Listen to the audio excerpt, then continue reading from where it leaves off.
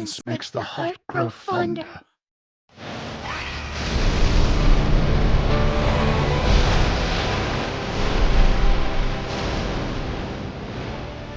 Gently, Super Lover!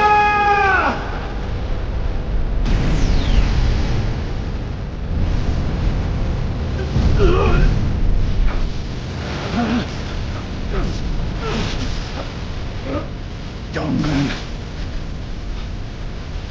are you still fighting for the sake of someone else's smile?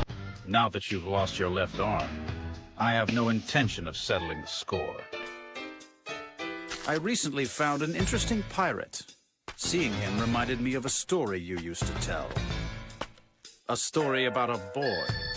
A strange boy from a small village. Weren't you hungover? Oh, no way. Not anymore. Drink, drink, drink. Drink it. That's it. Everybody, let's get drunk! Yeah, but wait, boss. I thought you said you felt like crap because you drank too much last night. Don't be stupid. I can't. Before we get started, I just want to allow my guests the opportunity to introduce themselves, basically tell everybody who you are, what you do, and where you're from, and also share with us your top 2 favorite comedy movies and why you like them. Why I like them. Okay, well, hi, folks. My name is John Gremillion. I'm a voice actor based in Houston, Texas. I've been doing anime voice acting for about 26 years and counting. And my favorite 2 comedy films, I'm pretty old school. I'm going to say National Lampoon's Animal House, which was the first R-rated movie my dad took me to. So you got to love it for that reason alone. And then Airplane, I think, is my second choice. Okay. And that's just such a classic comedy. That Airplane kind of set the stage for so many copycat comedies. It's a style of comedy that was first of its kind in that movie, so that's why I dig it. If I remember correctly, that's the movie that had Robert Hayes is in it. Yeah. Oh yes, that movie is pretty good. It's really funny. I enjoy that one. The first movie you said I got to check that out. I haven't seen that one. Gosh, Animal House. You never saw Animal House? I've not seen You Animal gotta House. check that out. That's a big. It started the trend of college frat boy comedy movies. I mean, it started the whole thing. That was first of its kind. Anybody big in there? That John Belushi and John Belushi. Donald Sutherland played a small role. It was Tim Matheson. He didn't become too incredibly famous after that, but a lot of them did. Let's see who the other people. Karen Allen was in that movie. She was in Raiders of the Lost Ark. Let's see. Gosh, I don't know who else. Stephen Furst and Tom Hulse. Tom Hulse went on to play Amadeus Mozart and in Amadeus and got nominated for an Oscar. But yeah, Kevin Bacon was in it. It's one of his first movies ever. Okay. So yeah. I'm definitely have to check that out. He's one of the bad guys. It's cool. But before I tell everybody my 2 favorite comedy movies, I'm going to go ahead and let my co-hosts on today's episode go ahead and introduce themselves, basically tell everybody who you are, and then tell us your top 2 favorite comedy movies. Hey, thank you for having me, Raysean. I'm Christopher. You can call me Gensho.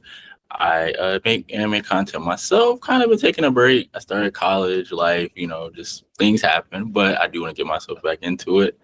So thank you for having me back on, Raysean. It's always vibes. It's the bro. Now, favorite 2 comedy movies. Probably gonna show my age here for sure. I'm gonna go with We're the Millers. Okay. In the last 10 years, We're the Millers. I think that was like my first time I remember. I was like, Mom, I want to watch a rated R movie, and let me watch one. And she was like, okay, watch it. And I'll just never forget the scene of when the son had got bit on his scrotum, on his balls by the spider. And I felt so bad for him. So that was one of my first rated R movies. And that was a comedy movie too. I'll say that one. Right. And I don't know, because I really feel like they don't make a lot of comedy, good ones nowadays, within the last 10 to 12 years. But that's not also my favorite genre. But I would say something, this is going to be so stupid probably. But Eddie Murphy, I'm going to go Daddy's Daycare. That touched my heart. That was one of my first Eddie Murphy movies. I think I watched that. I'm talking 2008, 9, 10, somewhere around there. So one of my first movies, I thought it was funny, but it was also sweet. So those are my favorite. I was probably my favorite two. I'm gonna have to give a shout out. A third choice would be Trading Places with Eddie Murphy and Dan Aykroyd. Oh, that's a good one. Yeah, that's a good one. That's a good one. Great, That's comedy. probably like my number 3 too, if I have. But That's pretty just awesome. off the top. That's all right. It's funny you bring up Eddie Murphy because I just recently watched a movie with him. I think it was called Church. And it's more like a drama movie where he's not really doing comedy. And I'll say, man, he did really well because majority of the movies I've ever seen him in has always been comedies. You like Norbit and stuff like that. And to be able to see him do some drama, some stuff like that, I was like, wow, he really can act. You know what I mean? Oh, he's but good. I think there's a lot of comedians that are good at doing comedy and then doing drama roles like that. Yep, absolutely. For my top 2 favorite comedy movies, I think these are going to be funny because it took me a while to even come up with these for some reason because I'm just thinking of everything. And then, oh man, I'm also a huge Seth Rogen fan, so I try to not pick too many movies in that category. But for my first one, I had to choose Grown Ups. I think this movie was hilarious, funny. The first one is a classic. Yeah. The other one they did it's okay, but that first one just stands the test of time. You bringing in 5 different comedians, everybody from different families, but they're all coming together and just hanging out and chilling, and you just hearing them shoot the shots at each other. And I think it's one of the funniest movies. Mm-hmm. For my second one, I had to choose Superbad. I told you guys I love Seth Rogen. Oh, wow. All right. There you go. This movie right here, I feel like started the whole franchise of everything they've done. It launched a lot of people's careers with this movie. I think Michael Cera was in it too. I can't think of the main fat guy, and he's he went on to do a lot of movies too. Jonah Hill. Because I was like, man, he's like the main guy in there. And Emma Stone's in the movie. It's one of the funniest movies. Actually, I rewatched it last year. I used to rewatch it every year, but I haven't really watched it this year. But amazing. Very cool. Oh, that's a good list. All right. Now just kind of switch it into anything that we've recently been watching or listening to or playing that we want to recommend and tell people to check out. I'm going to go ahead and go first and give everybody a little bit of idea what we're doing, and then I'll just kind of let you go, John, then you can go, Chris. Sure. So basically for things that I've recently been watching, I know they're making a new series for King of the Hill, so I've been rewatching the old King of the Hill. A little bit too, because I know John, the actor that played John Redcorn, just recently passed and stuff. I don't know too much about the situation, but I know that happened and kind of wanted to rewatch the scenes. One thing I did know is they said this actually the second actor that played him, and that the first person that played him was different. So I kind of wanted to see if the voices was different or anything, and you couldn't really tell the difference, but. Yeah, I can't wait to see what the new series does. I know it's supposed to follow Bobby as more of the main character, and then the Hills are supposed to be moving back, which surprises me because if you ever watch the original series, they don't seem like they would move. I don't know. Pretty much, we're here, middle class. I'm stuck. We stuck here. We dying here. I just want to see what the storyline for that is. Movies that I watched recently, I watched that new Medea, Tyler Perry, Destination Wedding. It was really funny. I like some of the scenes. I think it's funny. One thing I will say though about these recent Tyler Perry films is that I feel like he films them so quickly that I don't like how sometimes the background of the movie look like it feels kind of rushed, like they're not taking their time to really make the scenes look congruent and connect. Like I feel like sometimes the background just doesn't look as good as it could be. And for anime wise, I'm right now rewatching the Naruto series, just kind of repacking it, reviewing it, getting ready for some episode content that I'm gonna do recently. Nice. But all right, I'm gonna go ahead and let you go ahead, John. Let's see what you've been. Gosh, what was it? I rewatched the first couple of seasons of Narcos, which when they were about the docuseries on Netflix where they were hunting down Pablo Escobar. Oh, for real? The DEA was after Escobar in the late 80s and early 90s. That's great. Pedro Pascal's in that. He's the best known actor that's in that. After that, I kind of lost interest in it. I wasn't, they're following different drug cartels, and that's kind of like, okay, I've seen it once. It's just beautifully filmed and really well acted, and it looked like a real challenge to put together. It looked really good. Gosh, Anime wise, I'm still trying to catch up. I'm doing whatever One Piece I can because that's a slow grind, you know, even though I've been in it for a long time, still trying to watch it all. I feel you. Let's see. That's because that's a part-time job right there. Yeah. And I'm on My Hero too. I mean, I'm still on season 7, I think now of My Hero. I think 8's about to come out right away. Okay, yeah, that's the recent. But I think my character's done in it, unless they have a little epilogue at the end where they say kind of where are they now, kind of a stuff. I don't think he's doing anything else according to the manga. So I've been rewatching that. Those are the 2 shows anime wise I'm into. And I just recorded recently some stuff for the end of season 2 of Solo Leveling. And so I hear so much about that show that I might want to try to get into that because that sounds pretty awesome. Oh yeah, for sure. Well, this cool. last season of Solo Leveling was amazing. Yeah. I will say that I don't know if it should have won Anime of the Year, but I will say it's the only anime that had me sitting waiting every week for each episode because I feel like they found a way to make people. They just stopped the episode at one of the worst moments where you're just sitting there like, what the hell? Like, why would you stop? Yeah, they got was classic cliffhanger stuff, man. But I mean, they got it to a science where like you get to the point where you're like ready to be see what the next thing about to happen, and then be like, oh, you gotta wait till next week. Like, absolutely, man. That's how they do it. That's how they get you. But definitely, I don't know if your character in My Hero is going to be done next season because I don't remember them giving us an ending to what he was doing because he was keeping the whole like school up and everything up. So like, that's what he did in season 7, and that was successful. It's how he kind of had his redemption arc and proved himself to be a hero. Yeah. But whatever they do at the very end, however he moves on with his life, I think that's going to be the only thing you'll see. And I don't know if I'm going to have any lines in season 8 when they wrap that up, but at least you'll know where he's going or what he's up to. For sure. But see, I still feel like he is a memorable character, the way he came in and the way he ended, because great storytelling with Gensho. My favorite character. What about you, Chris? What have you been watching? Movies wise, I saw the new Superman. Was it good? What's that? Yeah, I loved it. Let's it. Go. I thought it was really good. I was encouraged. I'm arguing maybe best movie of 2025. And I've seen like almost every movie. Oh, that big movie that came out this year. I have to catch Sinners tonight. I want to watch Sinners. Everybody's talking about how amazing that is, so I want to check that out. My only gripe with Sinners, no spoiling. Okay. I think the payoff, like the historical context, the delivery, the messaging, everything was great. It's just the big bag for me wasn't as detailed as the rest of the movie as I had wanted it to be. Okay. But I still think it's arguably the best movie. I've heard amazing. It's nothing. No, it's just when it comes to like the roots and they're talking about the music industry. Oh, I love the movie.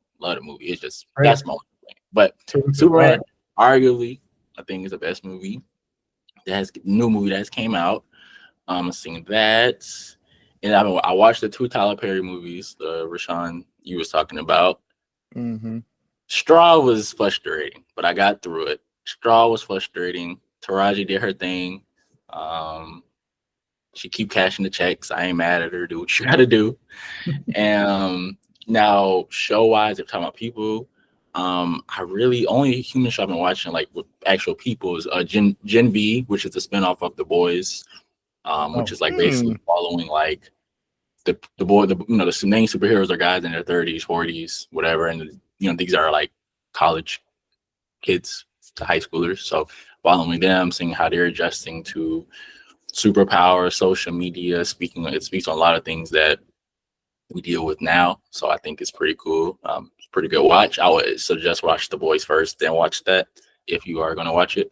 And then anime wise, I've been watching Apothecary Diaries, My Hero Vigilantes, the spinoff from My Hero for anybody that don't know, I guess.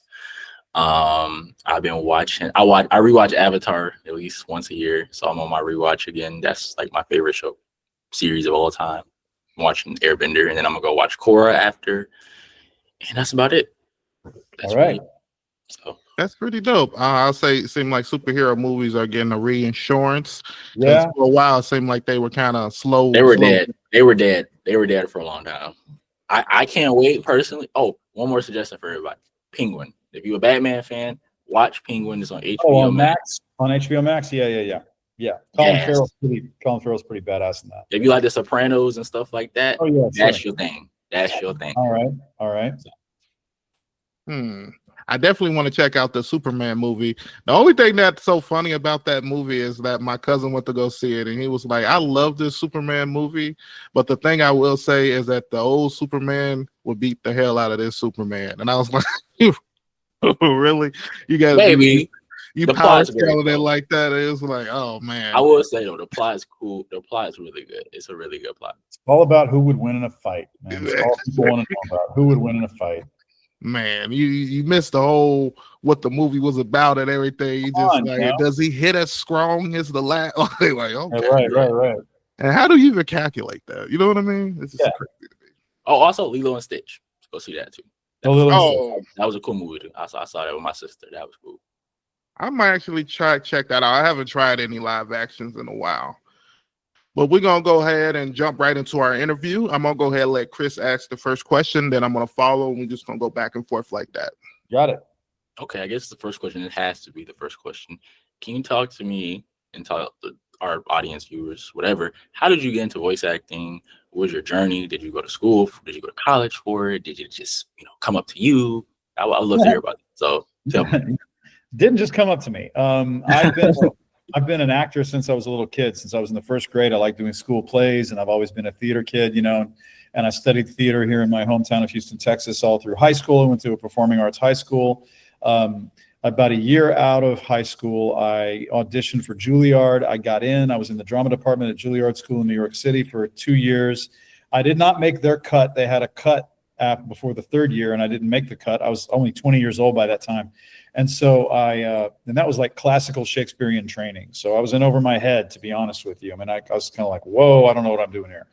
But because I was a little more of a character actor, and doing musicals and doing impressions and doing voices and like Saturday Night Live and sketch comedy kind of stuff. That was more up my alleys. Excuse me. Excuse me. Sorry. I have to sneeze. Pardon me, guys. Cut that out. Real life. Let's see. And then I ended up, I moved back home for a while, but I kept doing voices and I kept doing theater and doing recording some commercials, and I got an agent and stuff like that. And then in the late 90s, if anybody who knows much about anime dubs, 60% or so or more of the American anime dubs, the English dubs, happen here in Texas. They happen between Houston and Fort Worth. So it's Sentai is the studio now. It used to be ADV Films, and now Crunchyroll. In Fort Worth used to be Funimation, and there's Okratron 5000. There's some other studios as well. So they started doing anime licensing in the mid to late 90s, and they only had a very, very small pool of actors. And when they started getting more and more licensing for more shows, they said, well, we need actors. We don't have enough actors. They only have a small number of people doing all the roles, and they wanted to add variety and more talent. So they used to, and at this point, anime was a little nerd in the corner. You got thrown in your locker if you liked anime.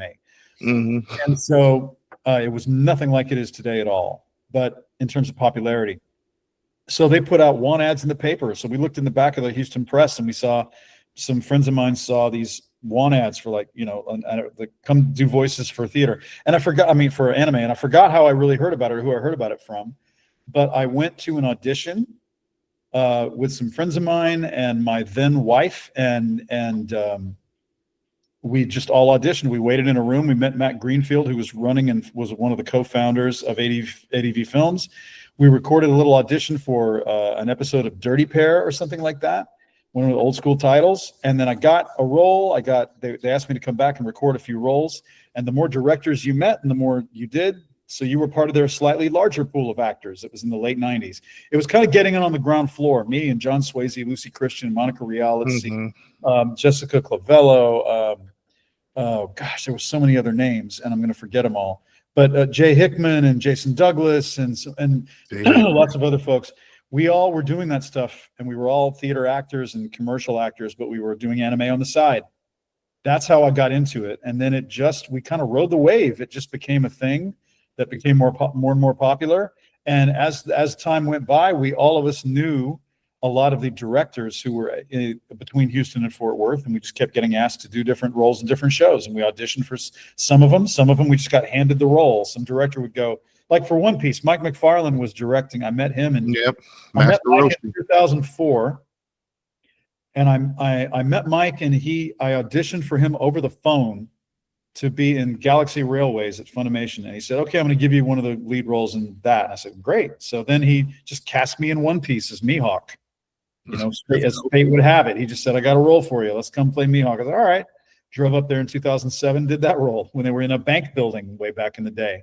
So yeah, it was just a slow progression. And we never, ever thought, none of us thought it would become the billion-dollar industry it is today, and how competitive it is, and how different it is, because there's a voice actor for every single voice type that out there. They don't have people do a lot of range anymore. Like, hey, can you play this range of characters?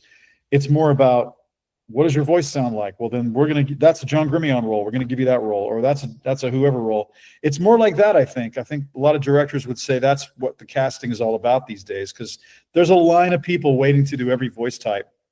Every convention I go to, every time the question is, how do I become a voice actor? Everybody wants to do it. So it's just showing how competitive it is going to be right now. No. But also, based on your story, should show you how important networking is, being the best version of you can be to every person you meet, because you'll never realize how influential that first appearance can be. You know what I mean? Right. That's right. For my I want to shout out two people that you said that have also been on the podcast, John Swayze and Jay Hickman, which I think John Swayze has kind of moved into more of directing. Yes. I think Jay Hickman still kind of does more voice acting instead of directing, if I'm remembering correctly. Yes, he does.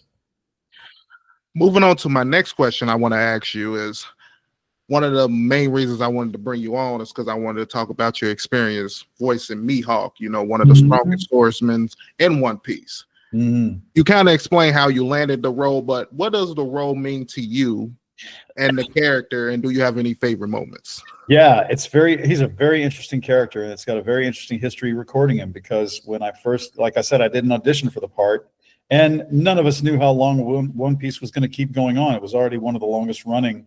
No, it wasn't one of the longest running when we started it. We started recording. Funimation took over the license from 4Kids, I think, in 2007. So I've been recording him since 2007. So it's been 18 years. Okay. We never knew it was going to be that long, ever. But when I first showed up, I had no idea how long I'd be recording him. I thought, oh, this might go for a year, 2 years, or something like that. And I don't know how long how many times he would come back. He's an interesting character because he's like a cult figure. I've been recording him this long, but I still don't know anything about his backstory. The manga has not told us anything about why he's so ticked off, why he's so over it, and why he's so reclusive and so enigmatic, and why he lives in a castle by himself, and why he wants to keep to himself. I don't think so. Chris would probably be better at explaining that. Yeah, I've been reading the manga myself. You know, every chapter. I've been caught up for probably the past 3-4 years. Yeah, we don't know nothing. No, besides our appearances. It's really interesting as an actor, because if you do a film, or you do a TV series, you do a show, you know what makes a character tick. You know what's motivating that person that you're playing a lot more readily than, you know, so that you can play the role correctly. You can get into the emotional background. I have no idea what's going on with me. I still don't know. And as soon as I do know, I'm going to have to bring that into the role, you know, bring that into the character. So that's a very interesting way it's a very weird way to work to record anime. You know, anime, first of all, especially when we're recording from the late 90s, the farther back you go, the more true this is about recording anime, right? The technology has gotten seriously more advanced when recording, but the exposure that we all have to anime has grown so exponentially that right now I can go pay $9.99 a month or whatever, or get a special discount or something as a voice actor, and download from High Dive and Crunchyroll all the anime that I want to watch. If I get a call next week, hey, we're going to record some Mihawk on episode number, you get the episode number, you go, oh, let me go to Crunchyroll, look up that episode, watch the sub, get to know what my lines are, study it a little bit. I'll be more prepared when I go in. That's what I did with My Hero, all the episodes of My Hero, because I heard it was such a big show. I want to be prepared, right? more prepared as an actor to bring my A game. The farther you go back, the harder it was to do that. In the late 90s, you had to get anime on VHS. You can only get the sub version. The whole show had already been recorded, but it was on VHS. There were 4 episodes or so max per tape. You had to rewind them and watch them. Nobody did that kind of prep work. I never did that kind of prep work. So when somebody said, do you want to come in and record something in a studio? He said, okay, well, I'm not going to know until I get there what I'm doing. Walk into a studio. Here's your character. Here's the show. Here's what's going on. Boom, go. It's like come up with a voice, work with the director. The director will give you a little idea what's going on. But then it's all about, it's a cold reading as an actor. It's called a cold reading. You just go in there. It's like you're auditioning for something. Here's a script. Try this. Okay, blah. That's what goes on Hulu, Max, whatever you watch old anime on. Most of us, we couldn't tell you what we were talking about or what the plot was, or because you go in completely cold. And that's, I'll jump to this topic. That's one of the reasons we always tell people who want to be voice actors, be an actor first. Learn how to be directable by a director. Learn how to work with a director. Learn how to take direction. Be in environments where you have to improv and you have to use your wits and your talent and your range. Don't just think that if you can imitate a voice the way it sounds, okay, I can be a voice actor. There's a lot more prep work to it, right? There's a lot more to it there. You really need to go in with some confidence. And the more you do it and the more you're an actor, the better you are at doing that. You're saying just because you can do some imitations, don't think. Yeah, there's definitely people who are prodigies. They can walk in, just like a lot of young people today are really like, how are you such a good singer? How are you such a good dancer? How are you such... There's people out there who can really kill it, but they're very few and far between, I think. Some people just have a real instinct for it. Yeah. Right? Just like you have a real instinct for anything else. So I don't want to sit here and say, oh, if you haven't been an actor as long as I have, then you can't be a voice. No, you can. It runs the gamut of how talented people are based on their backgrounds and their experience. But as a general rule of thumb, yeah, you need to know more about what's going on. So, but Mihawk, getting back to him, went in, didn't know what kind of voice to give him. The 4 Kids actor, I think, made him French. And I think we talked about this last time. Yeah. I'd seen a Harry Potter movie and I thought about Professor Snape and how intimidating he was. And I can't do an Alan Rickman, but it's that very intimidating kind of voice. And I just took away the British and made him very sly and made him more nasal and la-di-da and I don't care and blah-blah-blah and I'm above it all. Here, I'm the best swordsman. Goodbye, I'm a badass. And that's it. That's the kind of voice I gave him. And Mike liked it and said, let's go with that. And hopefully one of these days, I like him as a character because he's got a real moral code. Even when he first fights Zoro, he knows exactly, he wants somebody to best him. He says, man, look at this guy. I'm impressed. I meet so many lowly people who just want to get rich on the sea. They're just layabouts. This guy's got a code. He's brave. I'm going to, you know what? I respect this. So he's got respect for the guy. And so he's got his own moral compass and moral code. And he wants somebody to prove to be as good as he is. He wants to kind of inspire. It gives him something to look forward to kind of, it wakes him up a little bit, I think. But I have no idea. I have no idea why he hates the Marines so much. I have no idea. There's lots of theories out there. Who knows which is true, or whose kid he is, or whose son he is, or whose brother he is. We'll find out one day. Yeah, I hope it's an interesting story. But I like him a lot. The thing I like the most about him is that I don't have to. You're not in every single episode. People don't get sick of him, but they're glad when he shows back up because he's always interesting. He's always serious. I never have to scream too much. I never have to yell and hurt my throat in the studio. I can just be really smooth as this character. It's a great character to play. Yeah, and I mean everything he says just takes over the scene. Yeah. And I think what's one thing that a lot of people like about him is every time you see him, he's always in the conversation. You know what I mean? You can never just say Mihawk cannot do anything in any of these situations. So it would be crazy to see him come back into the storyline and see where he is on top of like power level where everybody, but I still think he's probably one of the top few in the game. But I feel like you're not going to get a lot of his storyline until maybe him and Zoro have their final fight.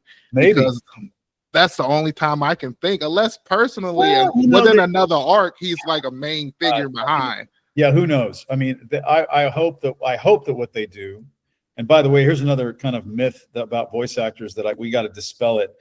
Voice actors don't know anything about future spoilers and future plot or future manga reveal. Oh yeah, you're not the We artist. don't know Oda. We don't hang out with him. We don't have lunch with him. We know. It's people think, well, if you're a voice actor, it's like you're Tom Cruise on the movie set. You know the writer, you know the director, you know the people. No, we don't. So we get the phone call, come in and do the voice once the Japanese version of the episode has been recorded, and that's all we know. So what I hope happens is that we learn more about his backstory in an episode or two before he has to fight Zoro. Then we know where he's coming from. We know where Zoro's history came from. And when they have that battle, which will probably be, I don't know, 8 episodes long, who knows? That's going to be a long fight.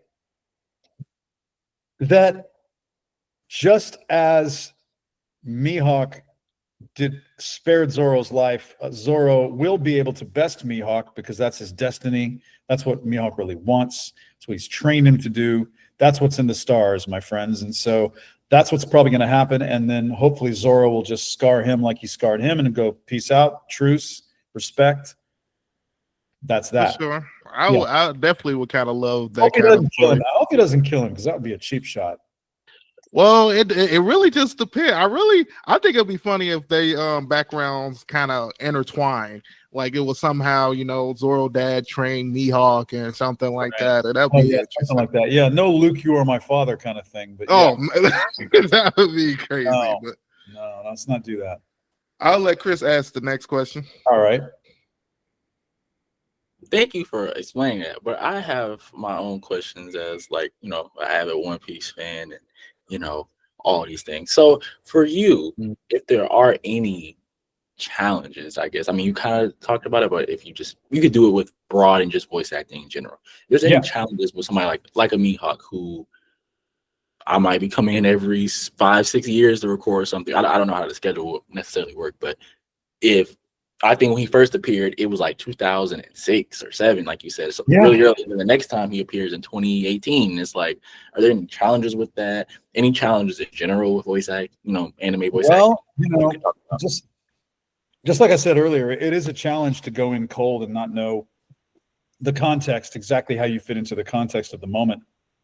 Mm-hmm. When you're an actor on a stage, you get a script in advance. You know the whole script. You know your character's background. You know more about them.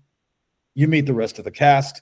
You get together as a group and you read things together. You read the script together. You get to know it. You memorize all your lines. You know the story. You understand it. You know how you fit into it. You get to do previews in front of audiences usually. Then you get your chance to keep making the performance better and better. None of that happens when you record voiceover in anime. You don't know anything. You walk in cold. You do it once and you're done. And if you didn't bring your A game, sorry, that's what's on the Blu-ray or whatever. And so sometimes I go back and I see old episodes and I was like, man, I didn't feel good that day. I didn't bring it, or I wish I could redo those lines, or that happens occasionally if I see that. But because it's so much more important to people now, you really gotta show up and for sure. So you can't slack on it at all. Not that you would ever do that, but you can't, you got to make sure you always bring your best. And with Mihawk doesn't really give me a lot of challenges other than the fact that I just need to get my head together with the director about where I am and what's been going on before and after and this and that before we record the scene. So you get into it a little bit, but he never has to yell. Like I said, I can keep calm. So that's why he's one of my favorite roles. That's one of the reasons technically he is. And in voice acting in general, yes, you luckily enough, I've got a low voice. I used to do things in anime that I literally cannot do anymore with my voice because over the past 25 years, my voice has gotten lower. My register, and so I'm more of a bass baritone now. I used to be a high tenor, and I could screech and scream, and I probably hurt my throat pretty bad in a few sessions in the studio. So I'm glad I'm not doing that anymore. I'm glad that my voice type is just a little bit lower. So I'm usually playing the corporate bad guy or the cop or the dad or the cop's dad or whatever, the dad who called the cop on the other dad. Kind of like your role in Solo Leveling. That's right. So so I enjoyed that about it. Challenge wise, it's hurting your instrument, making sure you keep it safe because you can really hurt it doing anime. I feel sorry for some of my friends who play these lead teenage roles. My God, she plays Luffy. How does anybody in the Straw Hat have a voice anymore on the Straw Hat Crew. They're just screaming all the Zoro's time. like the only one with like a modern Zoro's tone. probably the only guy who's not really screaming. He's more calm and chill, but everybody else is Raysean, imagine somebody like from DBZ, freaking up a storm, dude. Aaron Just from Attack on Titan. Their voices crazy, are crazy. Right. I hope that answers your question. Yeah, I think I've heard the people who've done Goku's voice for the transformation for Super Saiyan, he literally passed out doing all that screaming. So yeah, that stuff can be worth it. To bring out your best performance. If you're playing that role, I guess it's kind of worth it. Yes. That just show you how much dedication you got. You know what I mean? Like, I gotta bring it. Yep. But for my question, I want to ask you is recently I've been a huge Haikyuu fan. I've watched it last year, and for some reason I've been rewatching. It's probably one of my top animes I've been rewatching right now. I'm a coach in that, right? Yes. Yeah. You worked on some iconic animes like Haikyuu and My Hero Academia. How does it feel like being part of these globally loved franchises, and what impact have they had on your career? I mean, it's fantastic. I love My Hero especially. That's really close to my heart because that's my favorite role I've ever played. Okay.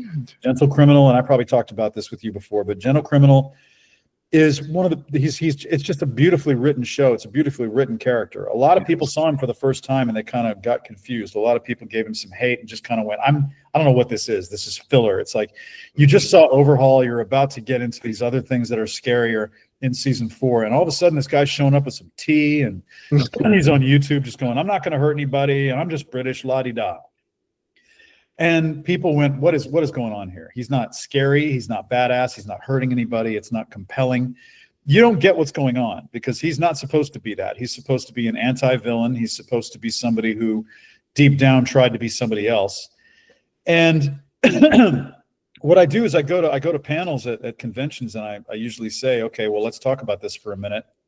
Well, number one, he came back and proved himself, if not to give away spoilers, but there's a long arc to his, you got to be patient with his arc. But he really wanted to be a hero. He meant well. He had all the good aspirations, but he kept failing and he got really down on himself. And then he made mistakes and he hurt people without trying to. And he was abandoned and his family gave up on him. And so he's had a really tough run, right? Mm-hmm. And so I always ask people, hey, who in the audience who really wanted to aspire to something and felt like you weren't very good at it? All the hands go up. Me too. Everybody's had that, right? Who has ever wished that they were somebody else? His problems and his character are like universal to a lot of people. A lot of people go through what Gentle went through. And Gentle's whole character flaw was that he said to himself, I don't like myself. I'm so down on myself that if I'm going to ever make a difference in the world, I have to be somebody else. Mm-hmm. I'm not good enough for some reason or another to make a difference in the world. That's pretty heavy. And a lot of people feel that way about themselves, or you go through periods of your life where you feel that way about yourself. I'm not good enough. I'm not this enough. I'm comparing myself to this. And kids who watch anime, all our fans are, stuck in this world where it's like they're on social media all day. I don't want to get on a soapbox, but you're always comparing yourself to somebody else. And you're comparing your background behind the scenes footage to somebody else's movie trailer. You're looking at his best and you're comparing it to your lowest. You're not making a fair comparison. That's what Gentle did. And so everybody relates to that. And so he tried to be somebody he's not, and he tried to do it using YouTube and social media. Ding, ding, ding. Everybody does that on social media. Yep.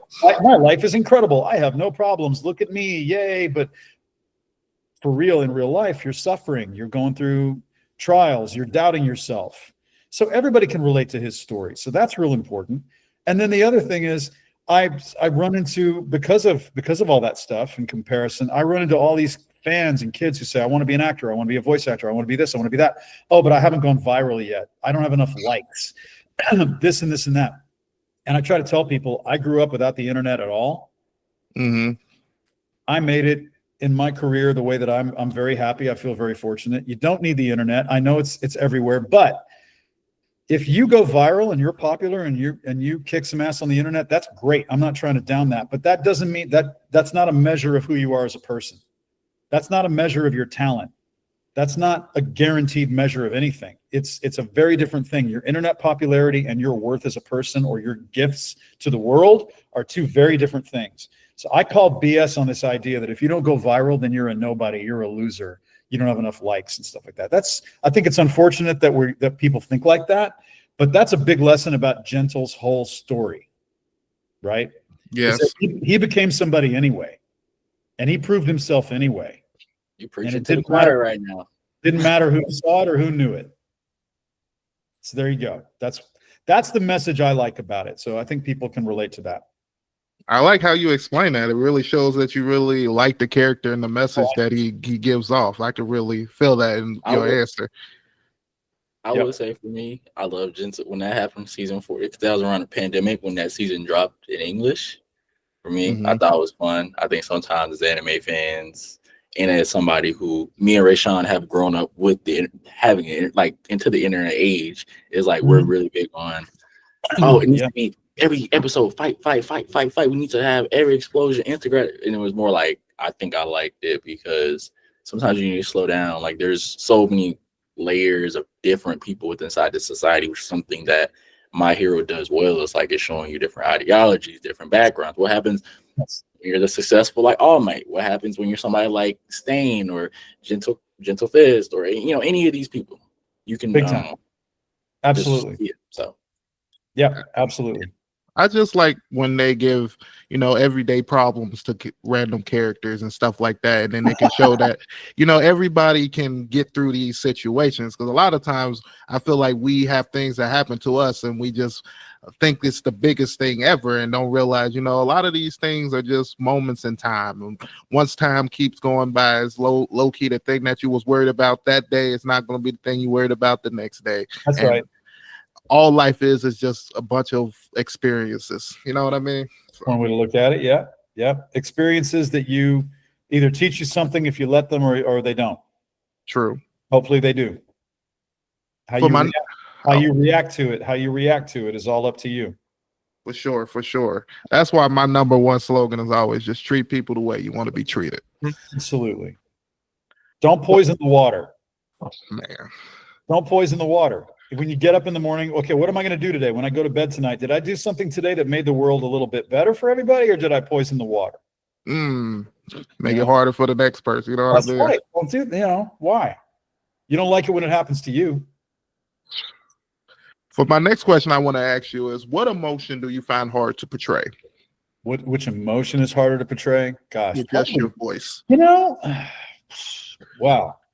Anger is tough because if you're going to get really angry or you're going to get really emotional, you're going to get really sad, you're probably going to wreck your voice a little bit. But anger is probably the hardest, and it's not fun to be angry.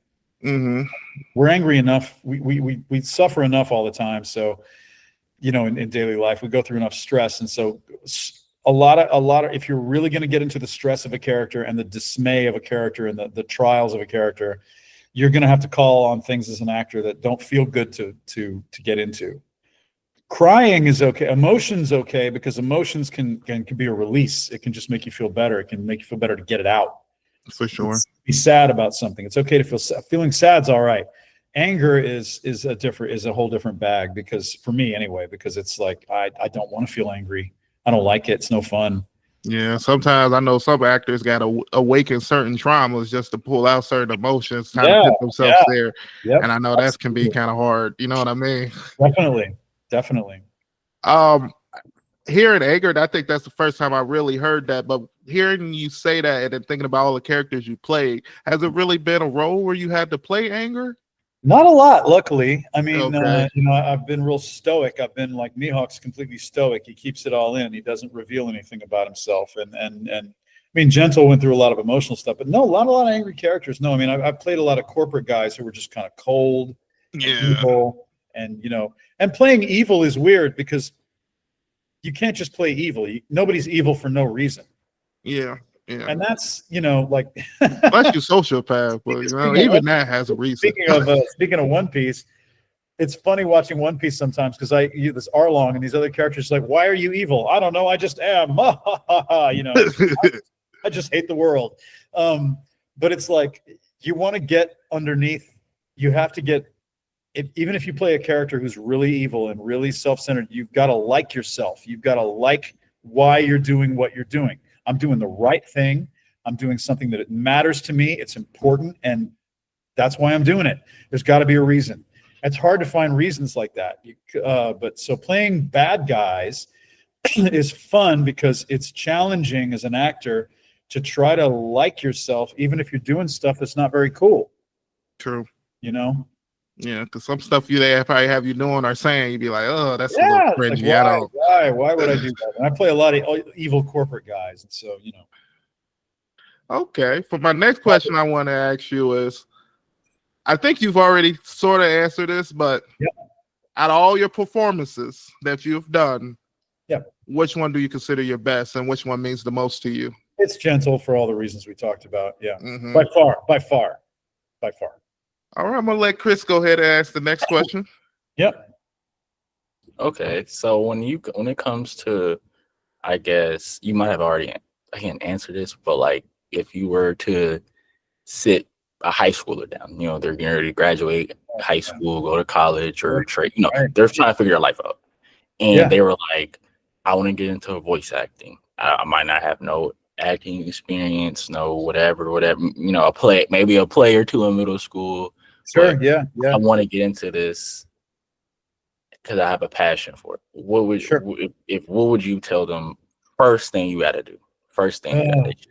Yeah, just you know, take acting classes, get in plays, play with your friends, improv, get on YouTube, do skits, do shows, get in front of people, get some life experience, get some confidence, get some personal confidence where you really feel like, you know, these are my gifts. This is what I do. I like doing it. I enjoy it. It makes me happy.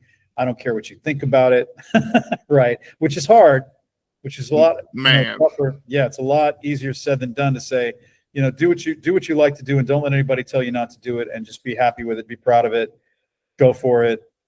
Don't give up. Don't quit. It's going to take a while. If you're only in your 20s, like when I was 20 and I got cut from Juilliard, that was a real, I questioned a lot of, do I even have talent? What am I supposed to do? Do I belong in this profession? Am I going to make my mark in this profession? What else am I good at? You know, how am I going to handle this? And it's tough because it takes time. It takes a lot of practice. It takes a lot of work. Be patient. Just be really patient with yourself. Allow yourself some years to get into it. I've been doing this for 25 years. I only have 2 characters that people really recognize right off the bat and go, you play that guy. There's all tons of others that people don't, you know or care about. They go, okay, well, that was cool that you did that and this and that. But yes, do whatever gets your creative juices flowing and makes you a confident performer. Helps you become confident in your ability to be an actor. And then the voice is the icing on the cake. Vocal range, take some dialect classes, learn how to do accents, learn how to do and practice it, do improv, just whatever gets your creative juices going so that when you walk into a studio, you're not just doing a voice and then you don't know how to work with a director and you don't know how to come up with something on the fly.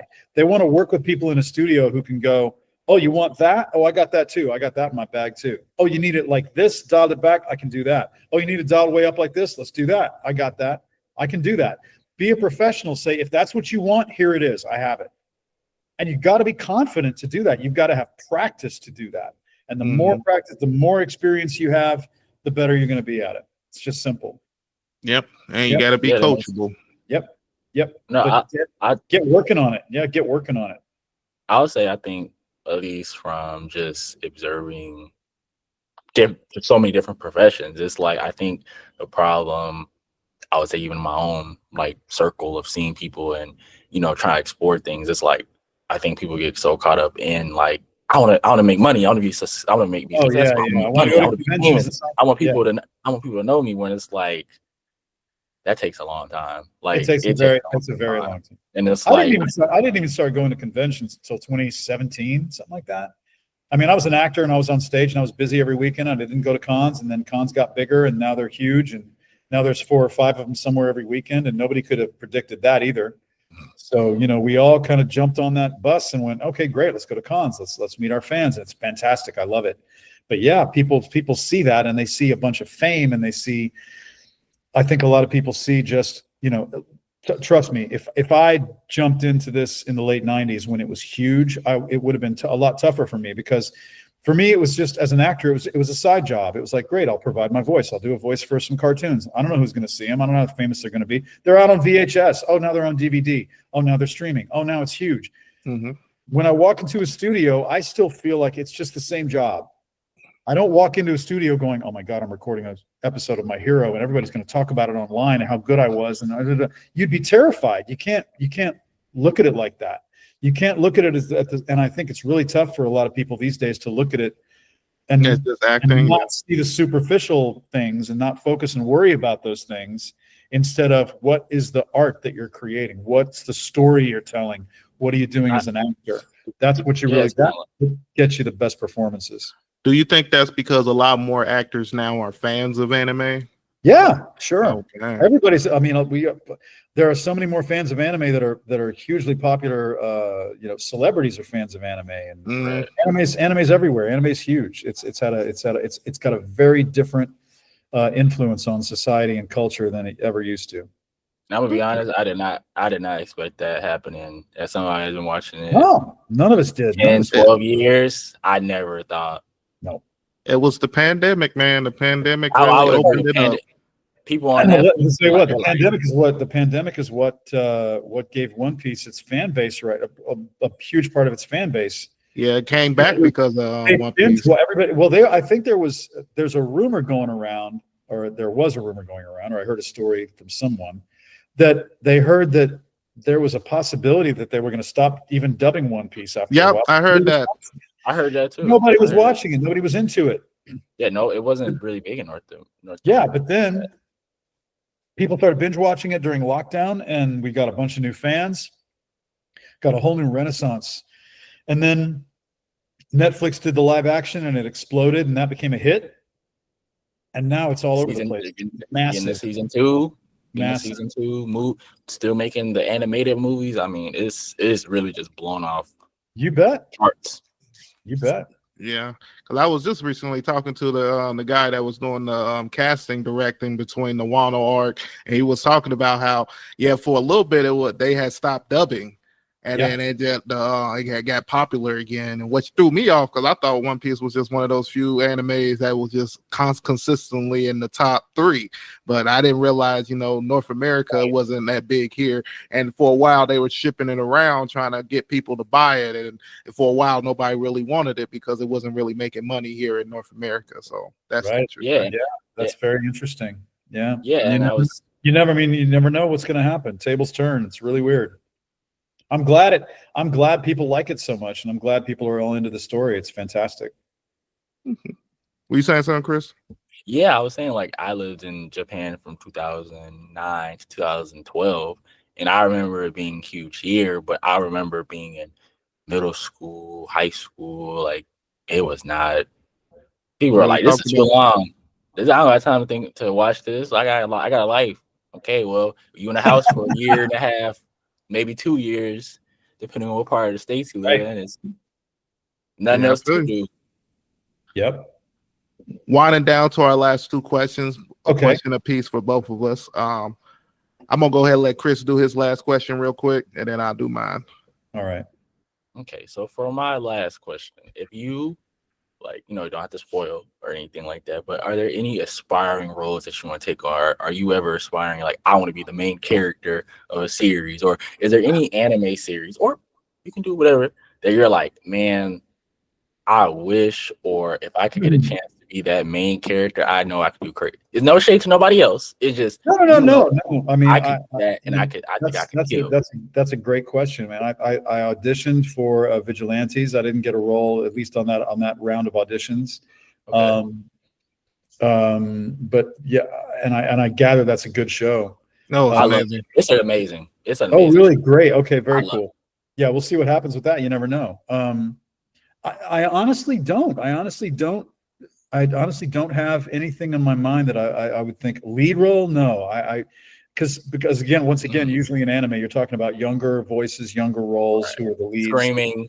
Yeah, a lot of energy, a lot of youth, a lot of pip. So That's different. No, I wish I had a better answer for you. I auditioned a long time ago for Chainsaw Man. I didn't get in that, but I wanted to because that was. Oh, there you go. Look at you. Yeah, that's my show. But yeah. So, but no, I don't think otherwise. There's nothing really on my radar. I feel you on that, but I will say that a lot of main characters now, you're starting to get some older ones in there, because some like Kafka from Kaiju number 8, who was kind of like in his 30s and stuff like that, which for me is great, because I like seeing some main characters older, because I'm kind of getting that older class where I'm not in my young 20s anymore, but I still have dreams and feel like I can still accomplish things. But if you go by some of these newer or older anime, just like, well, if you're not 18 to 21, your dreams died. Like, so it's like, oh man. So I kind of like these new stuff where you can kind of feel like, Kaiju number 8 is great. That's a great show. Amazing. Yeah. Right on. For my last question, I want to ask you is, if you weren't doing voice acting, if you weren't doing anything in acting, what do you feel like you would be doing? Well, I've been a video editor as long as I've been a voice actor. I went to UT Film School in Austin after Juilliard, and I love editing, and I love putting my little promos together online. And I haven't done as much of it recently because, voiceover's been great. Voiceover's been paying the freight for a while now, and it's been terrific. So I've been taking a little bit of a break from that. I still enjoy it. I still do some videos for friends who have other jobs where they need some video work done. And but directing would be fun. Either directing plays or directing film. I think would be fun, because I have an eye for it. I think I like to kind of step back and know how to hang the picture, That would be an interesting thing to start to tackle. I probably would get back into that if I weren't doing voice acting. For sure. I think that'd be pretty cool. I know we used to have somebody in my church that used to do that. She used to set up plays at different churches and have to cast them and get the money to basically do the play and stuff like that. I always thought that was really interesting to be able to do that, and it really shows your passion for it, because you really got to be like, okay, I want to do this, get the script, work on that, then I got to fundraise this, and then I got to find the actors, then we got to practice. It's all fun. Yeah, but that's exciting. When you got a project like that, that's a lot of fun. Man, especially I think what really makes it fun is the final results. Once you get to see everything you've been worked on come together. And editing's fun, because that's where things get made, that you make or break a film in the editing room. I mean, you either make it work or you trash it. For sure. All the work a lot of work that goes into something can really be diminished if you don't know how to put it together and tell the story with the right pacing and the right flow. And the right planning. Even if you plan it and shoot it beautifully, if you get a bad editor in there, no. Man. Yeah.